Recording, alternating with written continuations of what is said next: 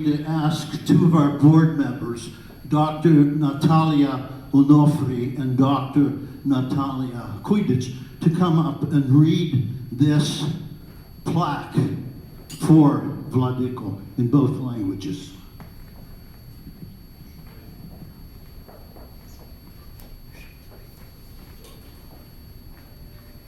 Високопреосвященнішому архієпископу Даниїлу Української православної церкви США відзнаку «Українець року» за його невтомні і зразкові зусилля на посаді посла його Константинопольського Варфоломія І, які включали перемови з президентом Петром Порошенком і ієрархами окремих православних церков України, котрі спричинили оприлюднення і публікацію 5-6 січня 2019 року історичного томосу православ'я, який надав канонічності і самоврядування для нової об'єднаної православної церкви України, таким чином припинивши втручання московського патріархату в життя українських віруючих на протязі 3 століть. Цього дня, 2 листопада 2019 року.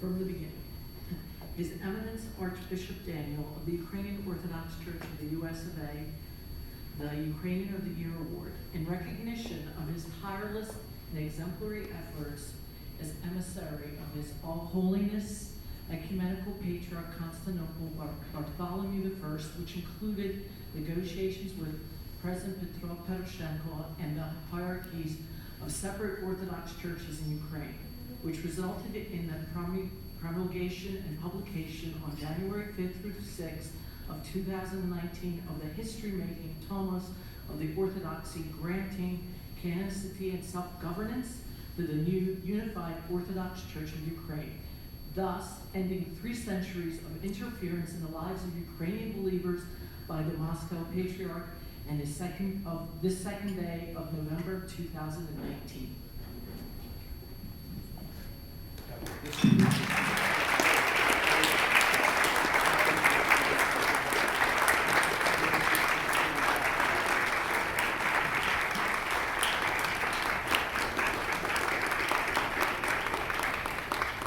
Slava Isusu Christu.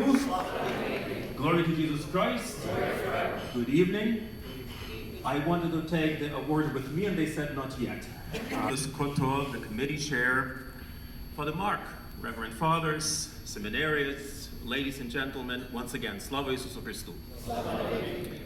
I'm truly honored to be recognized and to receive this prestigious award of the Ukrainian Technological Society here in Pittsburgh, the motherland of so many fathers and mothers of our Ukrainian American community. I was born in Soviet Ukraine about 50 years ago, without even having a slightest idea about the life of the Ukrainian American community. And today, this evening, I am standing in front of you and being honored and included in a list of so many worthy recipients of this award. This award does not belong to me. It belongs to so many hierarchs, so many priests, so many lay men and women of the Orthodox Church, whether it's here in the United States of America or in diaspora, and especially in Ukraine, that have suffered for so many years, trying to appeal and appeal and appeal to various churches across the globe, but especially to the Ecumenical Patriarchate of Constantinople, to receive the Tomos of autocephaly. And so on October 11th, 2018, the Holy and Sacred Synod of the Ecumenical Patriarchate, and I'm quoting now, discussed at length the ecclesiastical matter of Ukraine and decreed to grant autocephaly to the Orthodox Church of Ukraine. It revoked the legal binding of the synodal letter of the year 1686, issued for the circumstances of its time. In accordance with the canonical prerogatives of the Ecumenical Patriarchate, the Holy Synod also accepted and reviewed the petitions of appeal of the hierarchs and their followers who found themselves in a schism, not for dogmatic reasons. Thus, the above-mentioned individuals and their clergy have been canonically reinstated to their hierarchical and priestly rank, and with their faithful were restored to the communion with the one holy Catholic and Apostolic Church. So following that decision in October, and I have to tell you, it was quite extraordinary. Both myself and his Grace Bishop Hilarion of the Ukrainian Orthodox Church of Canada were asked by the Ecumenical Patriarch to represent him. And it happened in all reality in August of 2018, when our Metropolitan Antonio was not able to travel for the synaxis of bishops of the Orthodox Church in Constantinople, and I represented the Metropolitan. And following the meeting, the Patriarch called me and Vladika Ilarion from Canada and said, "I have to talk to you, and I have something special to entrust you." And he said, "You will become part of something extraordinary. Are you willing to take a chance?" And we both looked at each other, and we had no clue what he was talking about. But we knew that on the agenda for the synaxis of bishops, there was going to be a huge discussion about the Church of Ukraine. And we said, "Your Own Holiness, we have offered our lives as seminarians, as deacons and priests, and now as bishops, to serve the Church. So what is the request?" And he said, "I would like you to leave your posts of service in the United States of America and in Canada for some time and travel to Ukraine and become my personal ambassadors, exarchs in ecclesiastical term, to represent the ecumenical throne in the effort to unite the divided Ukrainian Orthodox communities." We traveled to Ukraine. We spent there enough time meeting, negotiating, and finally on December 15th, 2018, there was a unification council that took place, and thus there was a church, Orthodox Church of Ukraine, established, and a new head of the church, His Beatitude Metropolitan Epiphany of Kiev-Ono, Ukraine, was elected. A few weeks later, on January 5th, 2019, His Old Holiness Ecumenical Patriarch signed the Tomos of Autocephaly for the Church of Ukraine, and on January 6th, according to Gregorian calendar, on the feast day of the Theophany, it was presented at the Patriarchal Church of St. George in Constantinople to His Beatitude Metropolitan Epiphany. I was truly honored and privileged, along with Vladika Ilarion, to serve and represent the Ukrainian Orthodox community in diaspora while the entire process of unification of churches in Ukraine took place. So a few days ago, I spoke with a friend of mine, Archbishop Job of Telmissos. He's a Ukrainian Canadian who serves in Switzerland now, and he recently wrote an article on the unification of the church. And I read his article and I decided, well, I have to paraphrase it and use it for my purposes because I knew I was going to come to Pittsburgh. So here is my creation. I'll read it to you and let's see if you like it. I call it, "I Had a Dream." Last night, I did have a dream. On a cold day of December, under the golden domes of St. Sophia Cathedral in Kiev, about 100 bishops of the Moscow Patriarchate in Ukraine responded positively to the invitation received from the Ecumenical Patriarch to participate in a unifying council, and joined about 40 bishops of the so-called schismatic Kievan Patriarchate and a dozen of bishops of so-called schismatic Ukrainian Autocephalous Orthodox Church, and all of them showed up for the unification council, each one of them bringing one layperson and a priest. With a strong desire for church unity, having invoked the Holy Spirit, they elected a new and a very young primate of the new United Church of Ukraine, to whom the Tomos of Autocephaly, that is to say, administrative independence, was going to be graded a month later by the Ecumenical Patriarch Bartholomew I, according to his canonical prerogatives.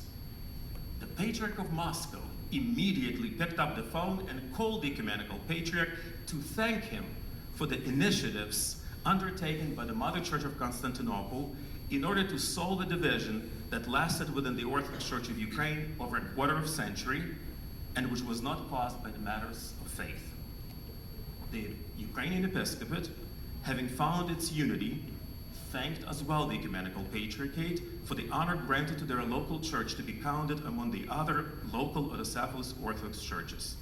The other Orthodox churches, also overjoyed over the creation of the Orthodox Church of Ukraine, and immediately sent letters of congratulations to Metropolitan Epiphany and were thrilled with the creation of the 15th autocephalous Orthodox Church. The granting of the autocephaly of the Church of Ukraine was a celebration of a Christian unity, since the system of autocephaly is based on the ecclesiology of communion of local churches.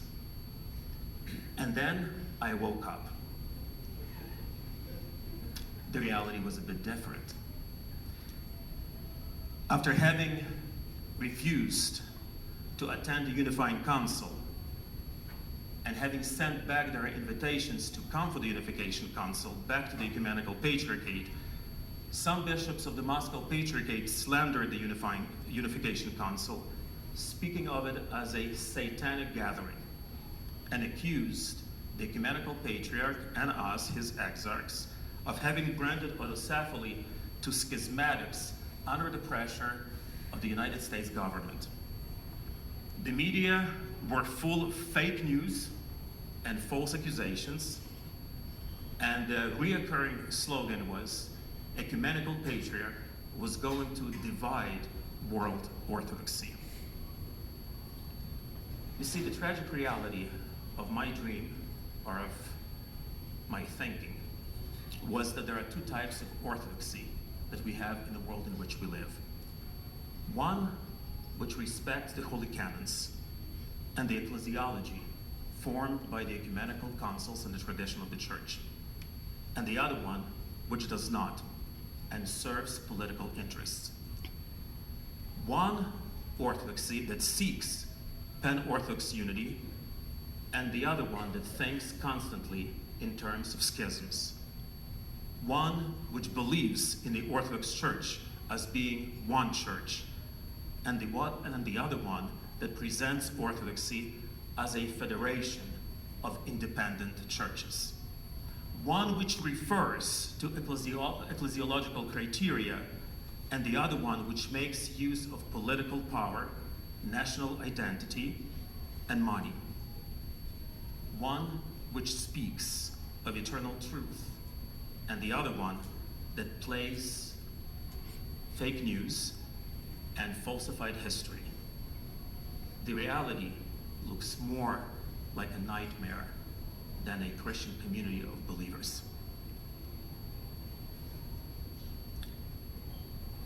Traveling to Kyiv was a blessing, but also was a challenge at the same time. We landed in Kyiv International Airport with a simple task: get to Kyiv, get in touch with all the hierarchs of the church, and invite them to begin negotiations. We arrived. We were immediately taken into the custody of Ukrainian Secret Service for protection purposes. We had no freedoms. We were not allowed to walk on our own. We did not have ability to move around the city and do the things that normal people do. On the contrary, our responsibility was 24/7 to look for possible ways of bringing over 100 bishops from Moscow Patriarchate, about 40 bishops from the Kievan Patriarchate, and about 20 bishops from the Ukrainian Autocephalous Orthodox Church to sit down at the table and come up with a creative plan how we're going to resolve the anomaly that existed in Ukrainian Orthodoxy. Ecumenical Patriarch did in fact send letters of invitation to the bishops of Moscow Patriarchate. Instead of responding positively, they destroyed letters. In a lot of cases, they sent it back to Constantinople, to Istanbul. We stayed in a housing in Kyiv, and right in front of our building every single morning, from 8 in the morning until 10, there were groups of people that would come and hold posters and scream, "Get out of Ukraine, you're not welcome here, it's not for you to decide what's going to happen in our country." and at times it was scary to come outside. I was very naive. I came in to figure that people really wanted the unity that our forefathers here in the diaspora have prayed for so many years. And so the idea was that hopefully by Pokrova, by the 14th of October, unification will be done once and for all, and we will have one united Ukrainian Orthodox Church. But I quickly realized it was not going to happen. I called Metropolitan Antoni on a number of days, evenings, and I said, I'm coming home in 2 weeks. It's almost over. It's actually happening. And then something would happen, it would collapse. Week after week, we negotiated. Bishops of the Moscow Patriarchate, those that wanted to speak and wanted to come to the Unification Council, were threatened by political authorities of Russian Federation, and the letters that came from the Patriarch of Russia telling them that they are not to meet with the exarchs of Ecumenical Patriarch, and they are not to enter into any negotiations with us.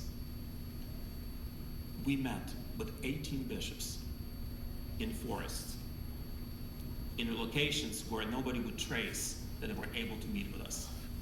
There were times we would leave one region of Ukraine and go to the next one in order to sit down with the hierarch of the church, who was scared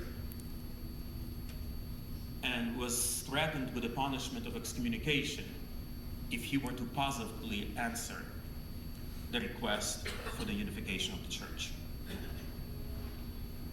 I give a lot of credit to those bishops of Moscow Patriarchate that were not afraid, that actually chose to meet with us and chose to work for the unification of the church. You probably have seen it in the media, you probably witnessed all the articles or read all the articles, what has transpired in Ukraine since our arrival at the end of August, beginning of September, and until we left Ukraine at the end of December. I have to tell you that on the 13th of December, we knew that the Unification Council was not going to happen. You did not see it in the media, it was not reported to you, but in all reality, we knew once we opened the official representation of the ecumenical throne in Kyiv that our negotiations have collapsed.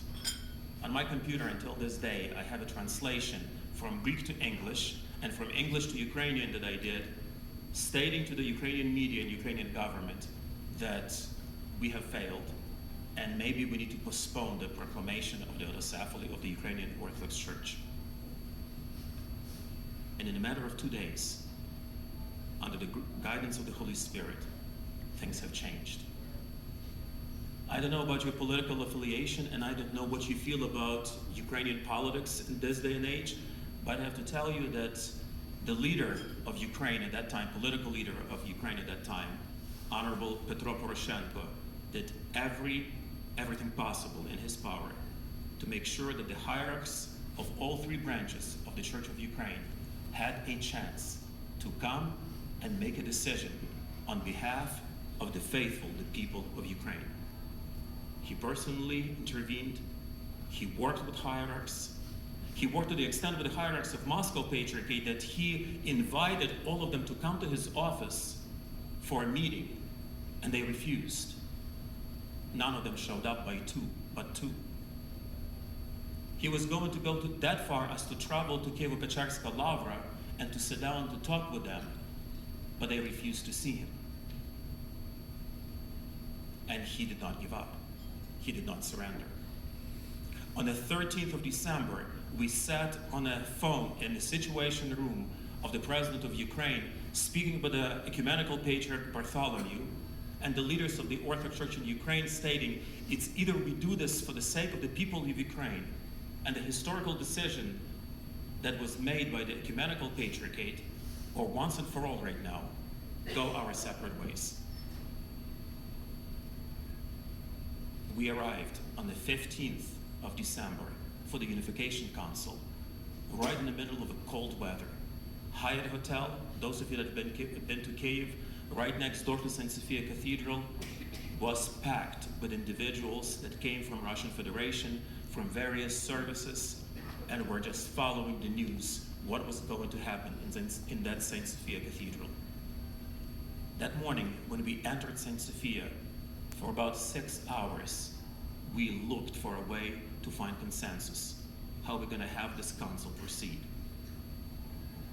Finally, it happened. The Axios was chanted, and a new Metropolitan of Kiev was presented. And at that point, once they elected Metropolitan Epiphany of Kiev and all Ukraine as the new primate of the church, I have to tell you, it's those of you that love museums and history and archives who would appreciate that moment, because everybody got so excited that all the ballots of election, all of the official seals of the election process were left on the tables right in St. Sophia Cathedral. And they all went in front of St. Sophia to meet the 20,000 people that were standing there. And you've seen that in the media. President is on the stage, Metropolitan Epiphany is on the stage, but you didn't see me or Vladika Ilarion or Vladika Emmanuel of France on the background. We stayed in St. Sophia. Everybody left. So, knowing that in Bamberg we were building a museum, I looked around, and what I saw on tables, all the ballots were left right there. And all the stationery was left there. Pens, pencils, whatever was left from the Unification Council. So I figured, well, somebody's got to be a good steward of all this information, this data. So I started picking all this stuff up. My bag, my suitcase was packed with the election results of the Metropolitan of Kiev. The stack of stationery was right in my suitcase, and 2 official seals that had a cross that you write here. You have it right here on this award. That's the official cross of the Church of Ukraine, but also of the Unification Council. They left those seals. I picked them all up, put them in my briefcase, and I walked out of St. Sophia. Nobody asked for it. Nobody asked for it. Nobody cared about it, so I figured I could take it with me. Once I got to the residence where we stayed for the next 3 days, nobody even asked where those things have disappeared.